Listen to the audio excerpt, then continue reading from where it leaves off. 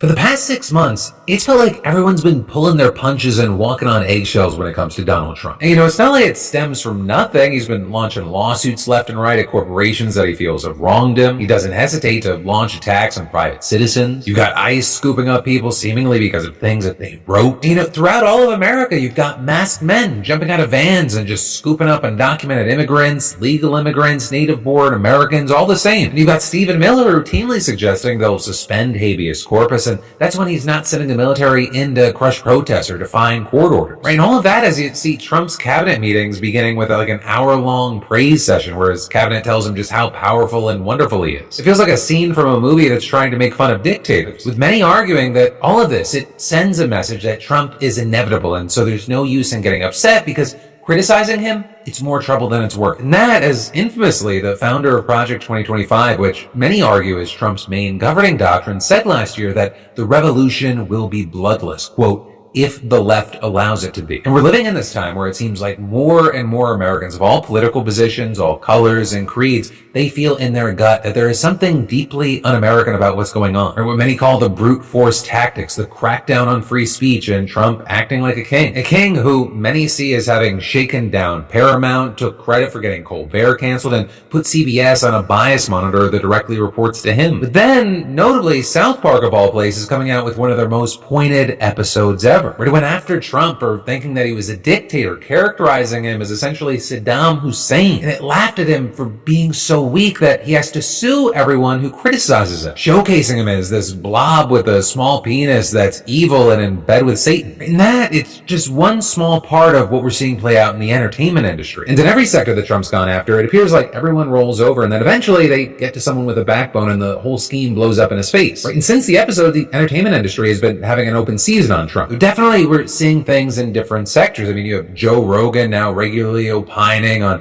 what he sees as Trump's attempts to cover up Epstein and his abuses of power. The Flagrant podcast is now regularly criticizing Trump, hosting Democrats and gushing over John Ossoff now. The other late-night hosts seem determined to take a chunk out of him. And that is, you had the Dropkick Murphys dedicating First-Class Loser to Trump earlier this week, and Green Day leading crowds in Fuck Trump chants. The Trump, in some polls, having an approval rating that's sitting at 37%, with 71% of independents disapproving of him, and that was without the widespread media criticism. That 37% is a standout figure because it's just 3 points higher than Trump's all-time worst approval rating, which came after January 6th. With some saying he's entering total freefall. So to dive into that and what comes next, I have my guest today, Brian Tyler Cohen. He's an author, creator, political commentator, and the host of No Lie with Brian Tyler Cohen. He's just all over the news these days, and it feels like you can't go 2 channels without seeing this guy. So Brian, just to start, like, how are you navigating the media landscape right now? Because you have Trump, right, suing or pressuring or intimidating everyone from huge universities, companies, and news organizations. So, like,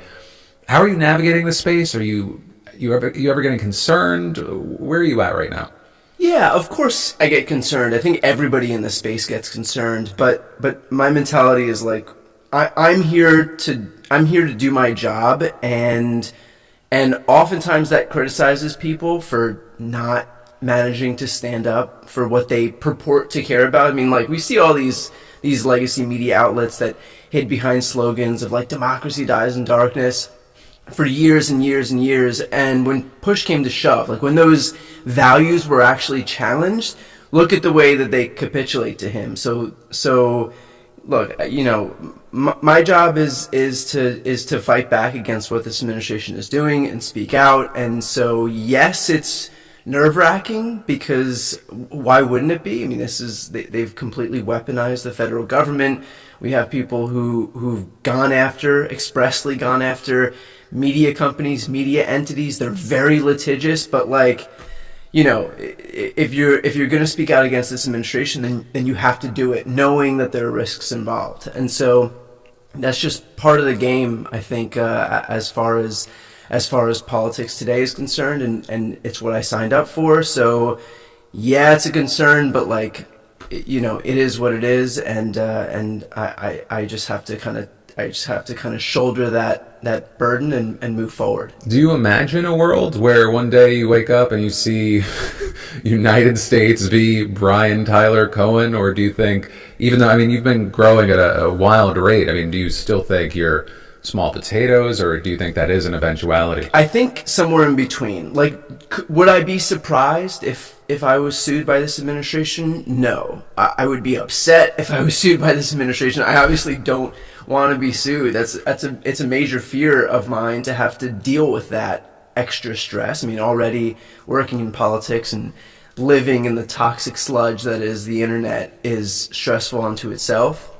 The hours that I do are stressful, and that's owed to the fact that politics just doesn't slow down.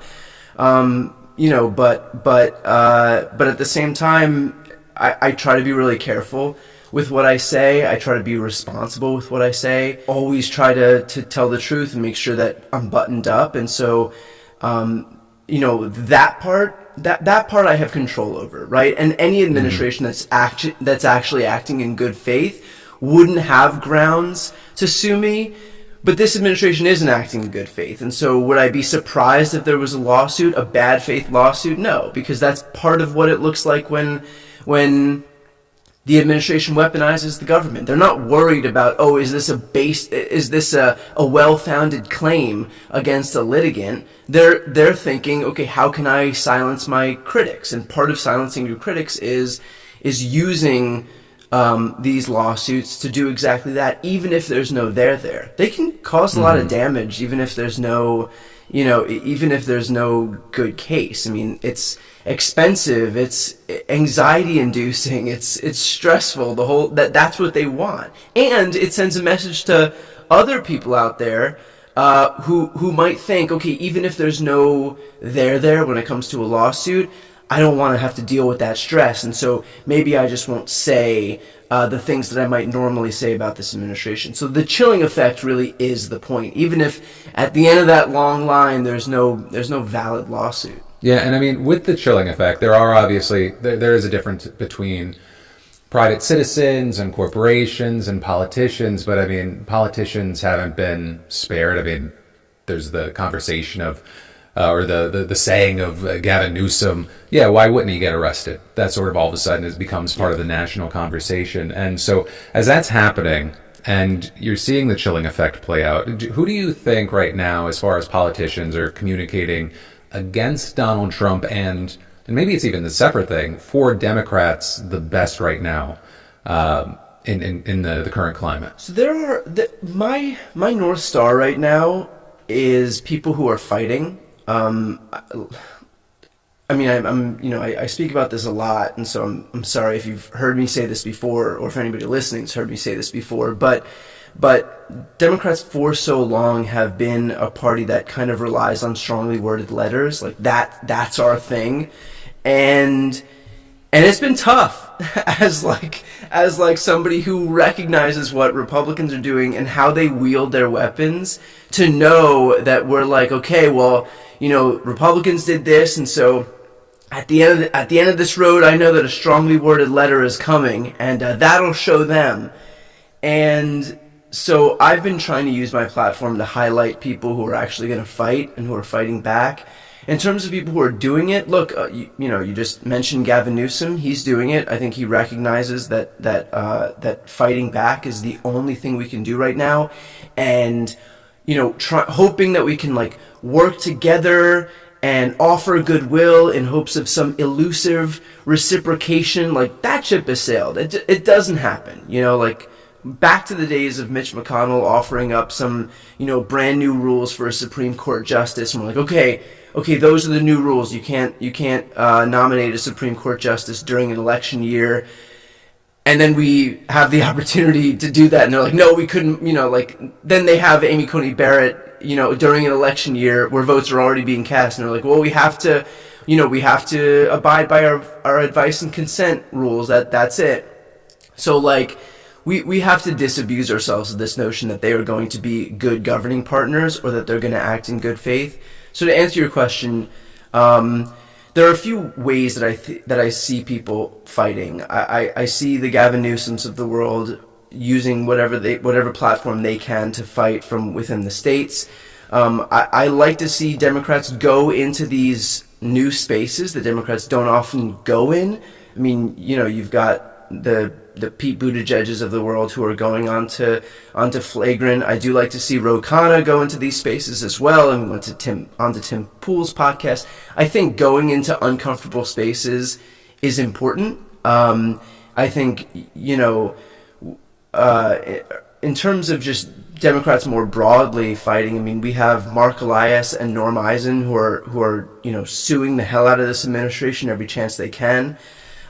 So however you can do it, wherever you have the ability to wield power, whether it's a few governors in their states, whether it's these lawyers going into court, whether it's these politicians going onto these spaces where they can talk to folks who don't usually hear from Democrats, all that stuff I think is important, and that's the kind of thing that I'm going to highlight with my platforms. Yeah, well, it is interesting, I think, especially for politicians going into spaces that are new or different for them. I think has been important. To your point, I think Buttigieg has been kind of the one everyone's looked at. I get really interested when it comes to commentators going against each other, whether it's like going on, Piers Morgan or any of the multiple talking head shows, or I think you recently did one with Benny Johnson, and those always strike me as interesting because it feels less like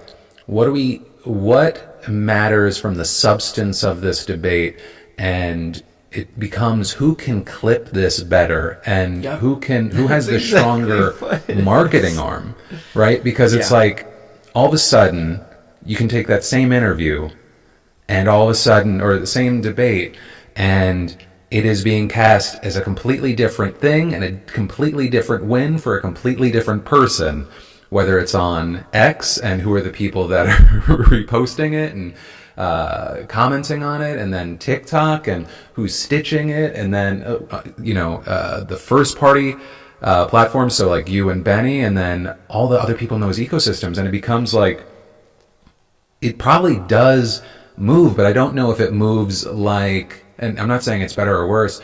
I think it moves different than Pete going on Flagrant, right? I feel like it more like pushes people that already agree with those people to go, my guy won. Do you find that to be true or no? I think as it relates to commentators, that really is the whole ball game right now, because I think when you see politicians, it's already baked into the cake for a lot of audiences who they are, and they have their preconceived notions because Pete is a Democrat, and so if you're just an audience, if you're an audience member out there, if you're just a content consumer, you have your feelings about Democrats and Republicans. Like, it's really hard to break someone's perception of a politician before you even hear from them. But I think, and especially at a time where trust in politicians is so low, and so the most effective messengers for people who are persuadable are not going to be politicians, and it's not going to be news people on CNN or Fox, because it's the same way. There's the biases are already baked into the cake. But I think a lot of the persuasion happens among commentators, among regular people, because you see a guy or a girl on TikTok just talking, and that, I think, is where trust has not eroded to the point where you see Pete on some show and you're like, he's a Democrat. I already, I've heard a billion things about Democrats. I'm either, I'm a Republican, I'm an independent, whatever it may be, or I'm a Democrat and I love him, whatever it may be. So I think having these commentators like myself go on to these shows, there's a lot of opportunity for persuasion, and I think both sides know that.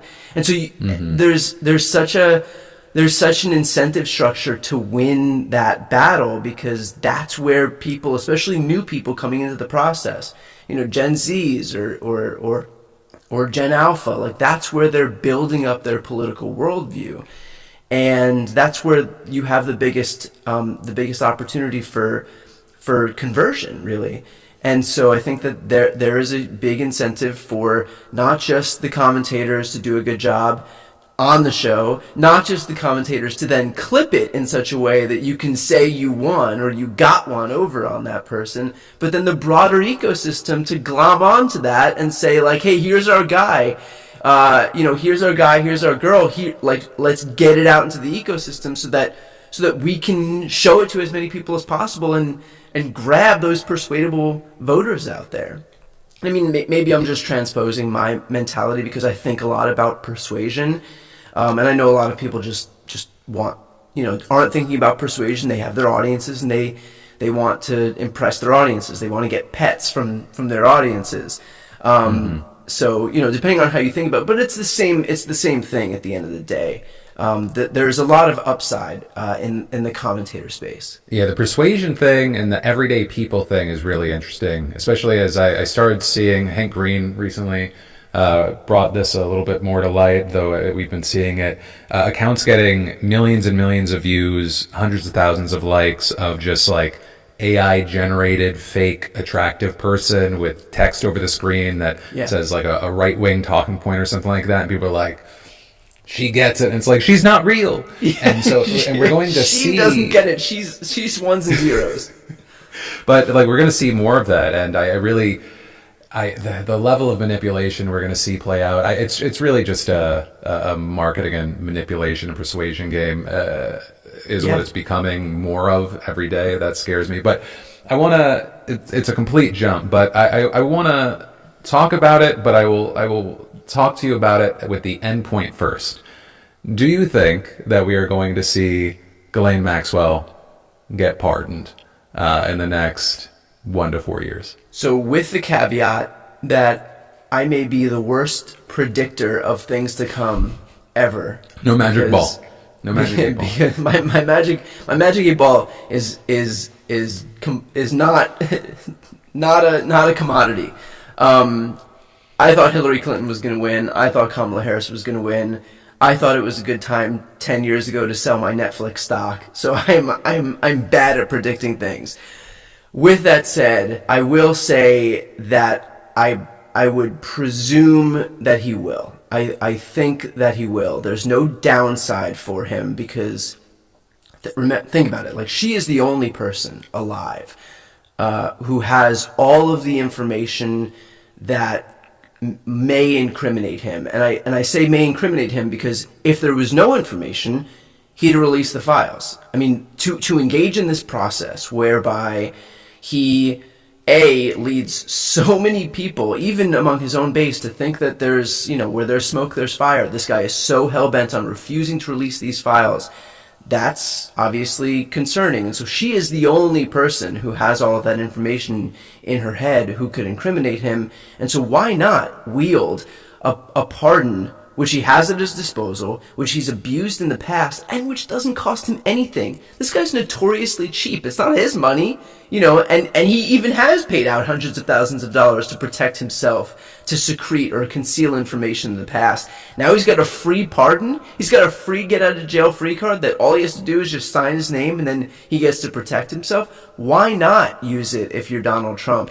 And yeah, the optics would be bad, but the optics are already bad right now. Like, think about all of the pain that he's had to go through for the last few weeks just to prevent these from coming out. So whatever's in those files, whatever information exists in the world, must be worse than going through an almost month-long process where he is falling over himself to prevent this information from coming out, even at the risk of everybody thinking what I think, which is like, hey, where there's smoke, there's fire. Clearly, something's up here. Yeah, I've been so perplexed with how he's handled it, because it doesn't feel like someone is like, well, I always get my way, so I can handle this and bully my way through it. It almost feels like he's sunsetting. Something's off about him. Something like, I don't know if it's just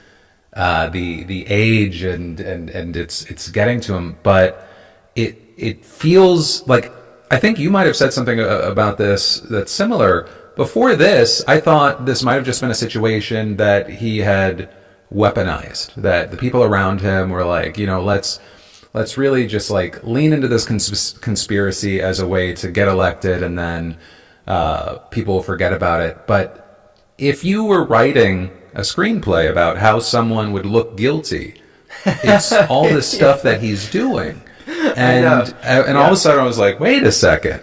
And right now you're setting up this situation where why wouldn't a Ghislaine... The biggest thing to me is going to be what is the perception, the public's reaction to what she says if she says something, because you have someone that was charged with perjury in the past, that is facing years and years and years in prison, who just so happens to be a woman that, not despite of, but because of the situation she was in, and the connection seemingly with Epstein, was wished well by our president. Why wouldn't she be in a situation where she goes, yeah, Donald was a sweetheart, baby angel that wasn't involved, or maybe he was even like a hero to some degree.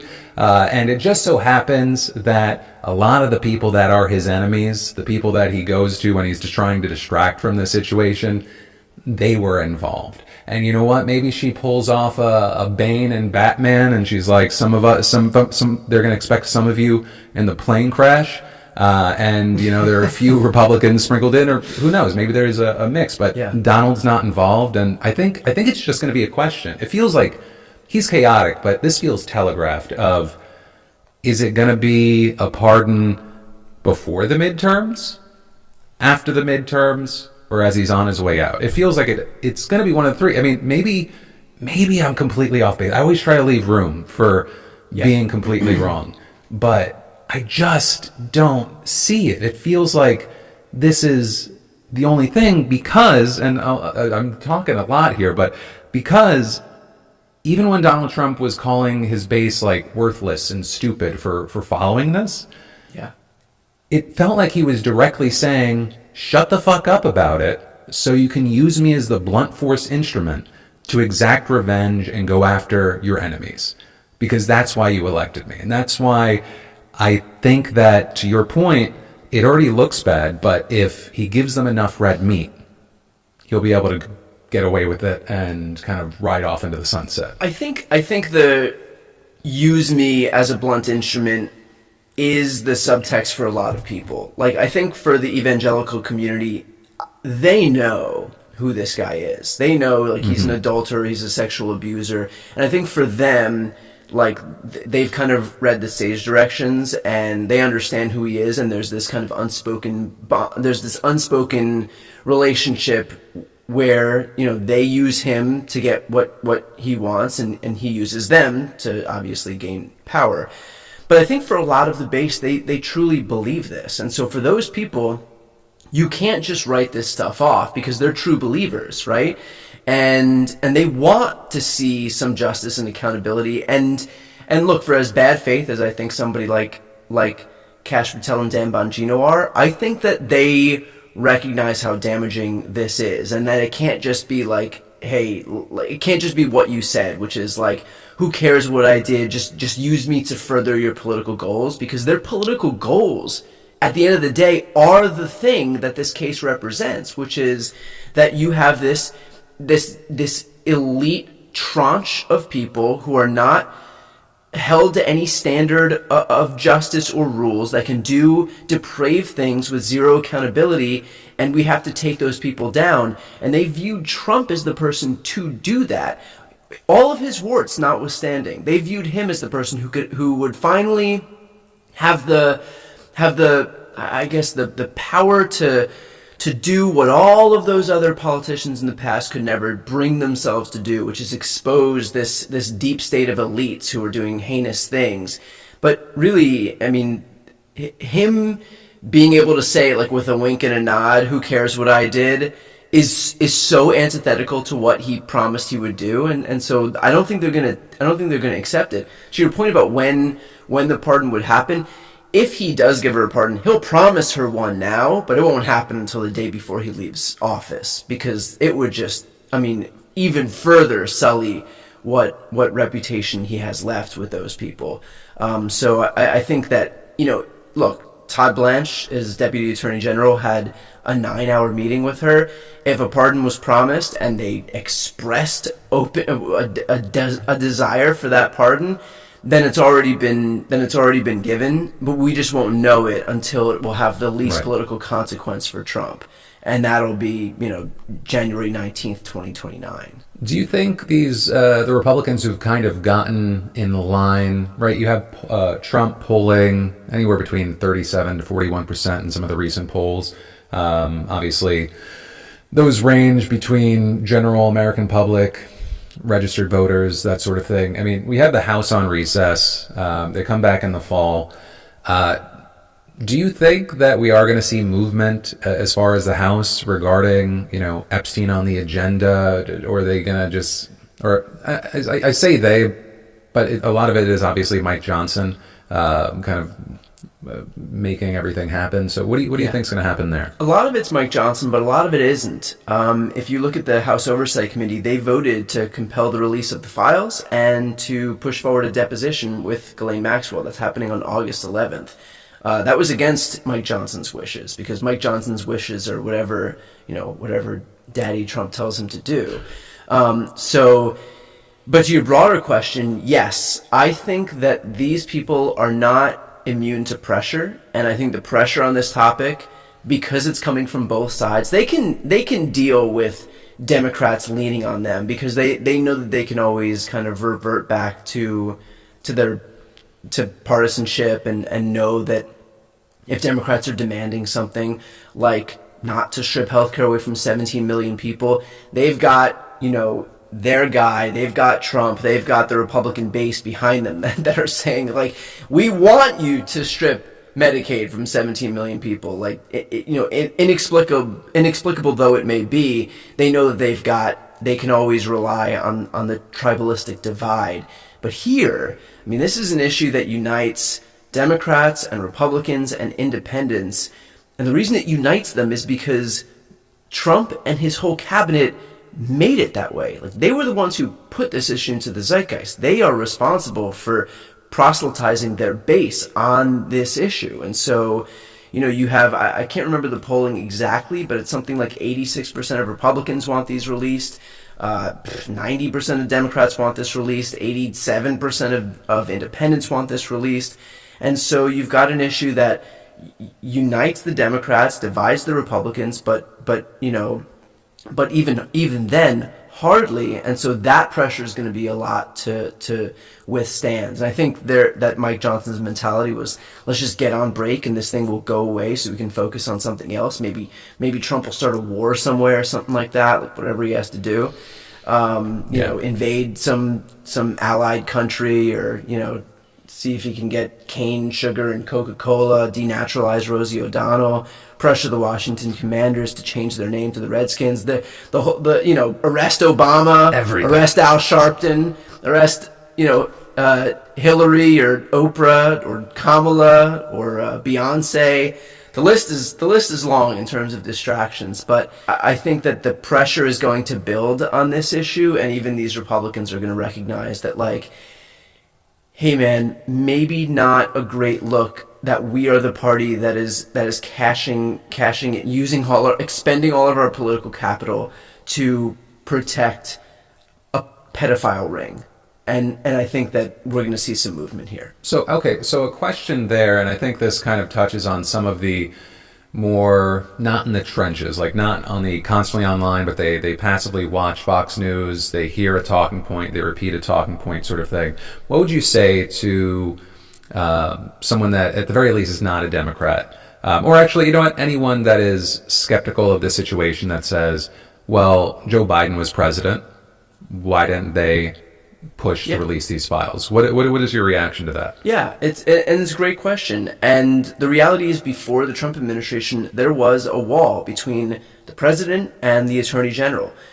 If you think back to, like, it was a huge scandal when former President Bill Clinton went and spoke to Loretta Lynch on the tarmac. And so presidents don't have these conversations with attorneys general. They certainly don't tell them what to do in the same way that Trump issues his clarion call out loud to Pam Bondi and she complies. Like, that's not how it's supposed to be.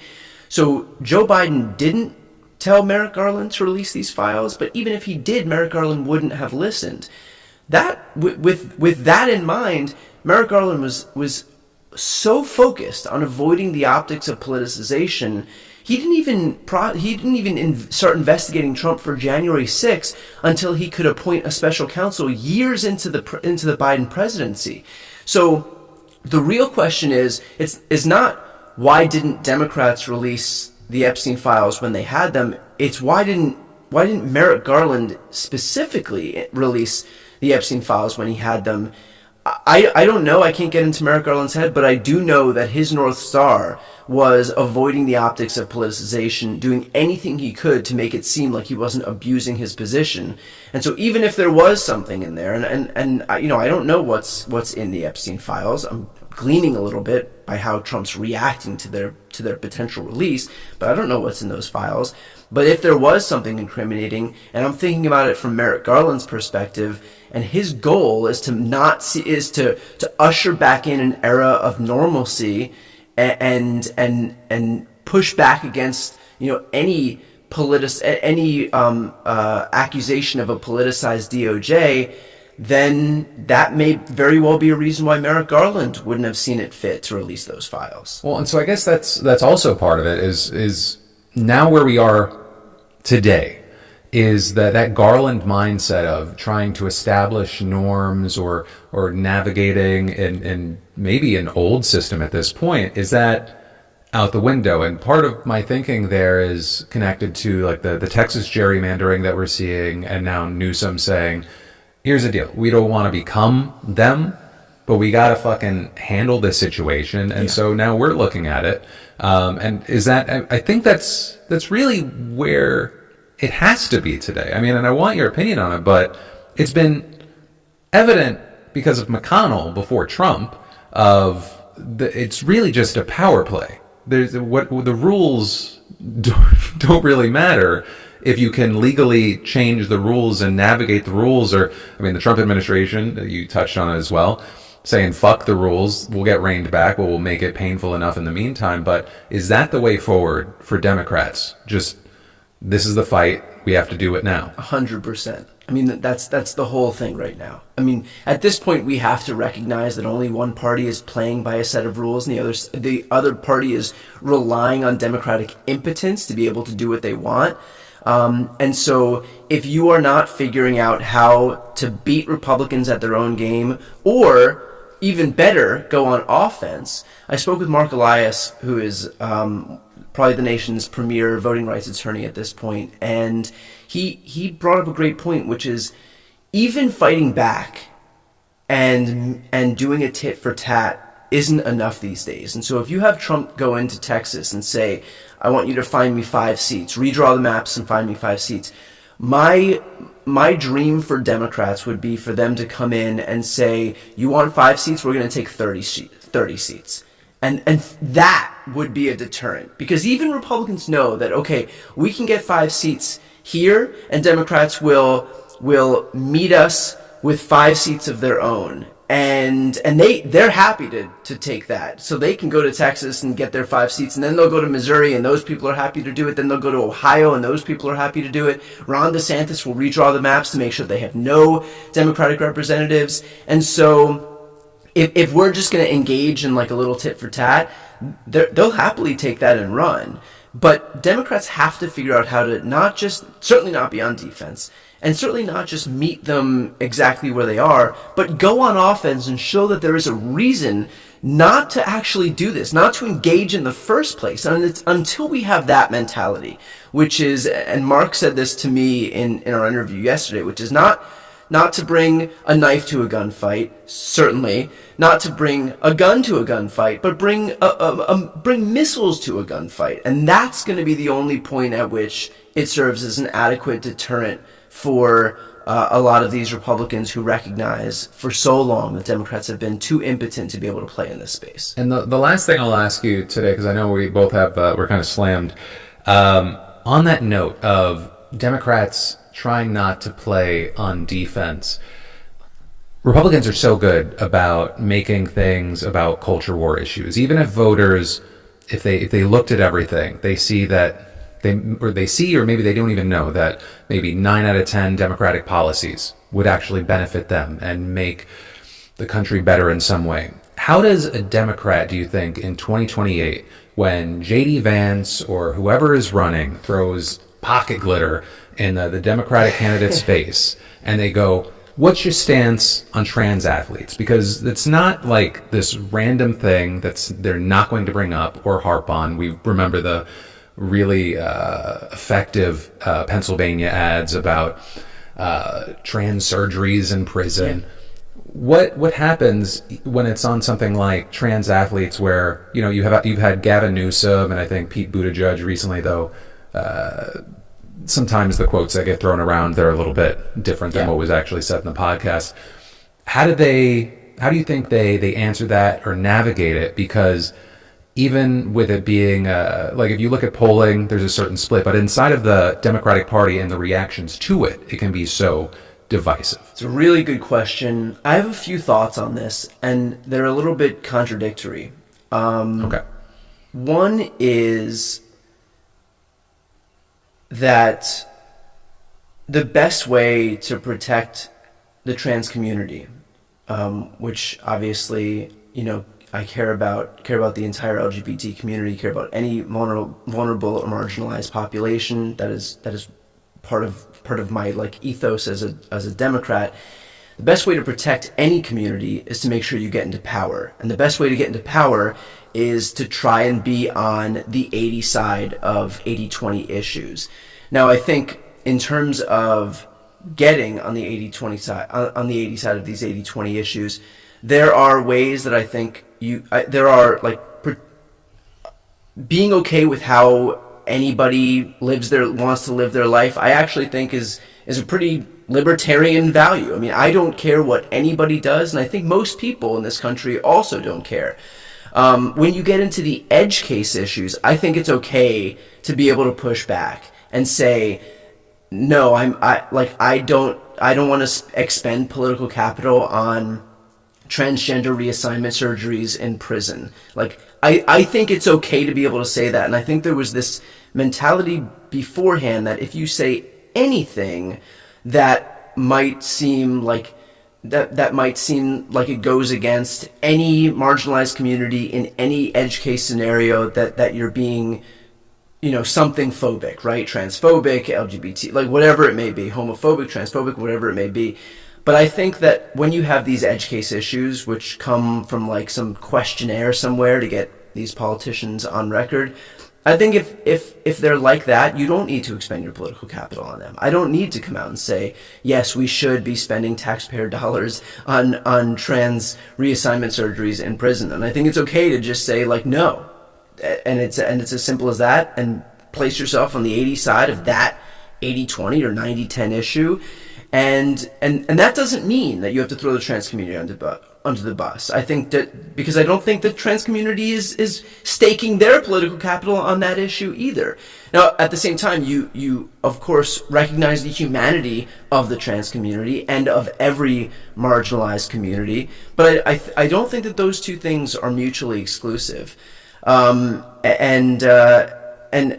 really, I think that is probably the way that I think about that moving forward. But more broadly, it's also important to recognize that these are not the issues that we want to litigate. I mean, trans athletes is literally 10 people in the NCAA, and I think it's incumbent on Democrats to have a message more broadly that is not so thin that we are left litigating some edge case, culture war issue.